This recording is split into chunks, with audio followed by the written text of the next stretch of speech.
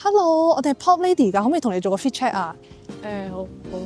請自我介紹。我係 Charlie Boo， 本身係一名 slasher， 係一名 model 同埋新嘅演員，有時教排球同埋都有做 fashion design 嘅工作嘅。分享下你今日 outfit。外套着咗 vintage Jean Paul Gaultier 嘅牛仔褸啦，入邊就着咗 Paloma Wu 嘅 kitten shirt， 然後下身咧係 Our Legacy 嘅袋，係一個 Barcelona 品牌 Kimagras 嘅 wire bag。咁你咁多個身份啦，其實你係點樣喺生活中平衡呢？只要你個人夠貪心，嗰樣嘢你一定要做到嘅話，其實就真係冇嘢可以難到你咯。最享受嘅一個身份，你會揀咩？我會覺得係演員咯，喺生活入邊會有好多唔同嘅經歷同埋養分啦。喺角色入邊用好多我覺得可以 relate 到落去角色嘅一啲經歷放入去，咁我覺得係好有意義同埋好 fun 啦呢件事。任何人你可以合作一個 project，你會揀邊個呢？我會想同我老闆古天樂先生做一啲佢未試過嘅作品啦。你暫時覺得最 proud of 一個作品，你會揀咩呢？張錦程老師嘅課堂入邊，我哋每一個學期會有一個